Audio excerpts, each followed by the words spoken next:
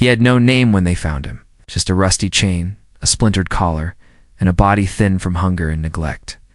The dog sat behind a burned-down house on the edge of a forgotten road, his fur matted, his eyes sunken but watchful. People said not to approach. He's a Pitbull, they warned. You don't know what he's capable of. But someone finally called animal control, not out of care, but fear. When the officer arrived, he expected resistance. What he got was silence. The Pitbull didn't growl, didn't bark. He just looked up, as if asking, "Are you here to end it?" Asterisk, the shelter gave him the name Ray, short for Sunray, someone joked, because he was found in such darkness, and they hoped he might one day shine. Ray didn't bark, didn't wag. He ate. He slept. He watched. Volunteers tried with toys, treats, cheerful tones, but Ray stayed behind the glass, still as stone. On his file, someone wrote, "Male, Pit, Bull, age, unknown, behavior withdrawn but non-aggressive." That label Pitbull might as well have been a cage inside the cage. Families came, looked at him, and kept walking. Asterisk, one morning, a boy walked in, 10 years old, holding his grandmother's hand. He didn't point to the puppies bouncing in their pens. He stopped at Ray's kennel. "He's sad," the boy said. The grandmother smiled gently. "He's been through a lot." The boy didn't move. "Can I talk to him?" They sat by the glass. The boy pressed his back against it.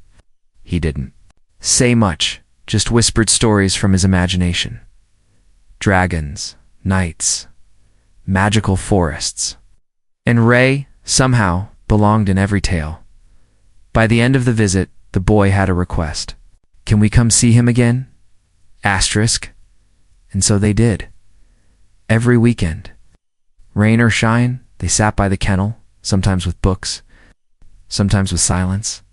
Then one Saturday, something changed. Ray stood up, walked to the glass, and gently placed his paw against it. The boy beamed. The grandmother gasped. The shelter staff. They cried. Asterisk, Ray went home the next month, not to a mansion, not to a farm. It's a small apartment with secondhand furniture, laughter in the kitchen, and a bed just for him. He learned the sounds of cartoons, the smell of pancakes, the feeling of gentle hands brushing his coat. He wasn't sure what toy meant till the boy gave him a stuffed dragon. Ray carried it everywhere. Asterisk, at first, people crossed the street when they saw him. They clutched their dogs tighter. "Is that safe?" someone asked. The grandmother would nod. "Only if you're a stuffed dragon." Little by little, neighbors softened. Kids waved. One even asked to pet him. Ray, once seen as dangerous, was now the mascot of the building. He became a silent protector, a gentle companion, a fixture in community photos. Asterisk, years passed. The boy grew taller. Ray slowed down. Walks became shorter, steps more cautious. But the dragon never left his side.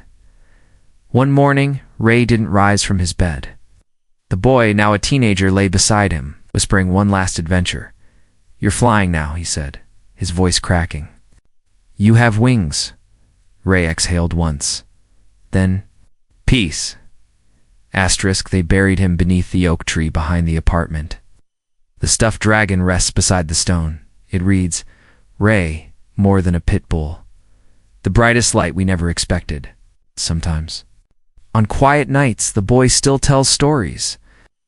And in every one, Ray is there, not chained, not caged, running free beneath a sky that never ends.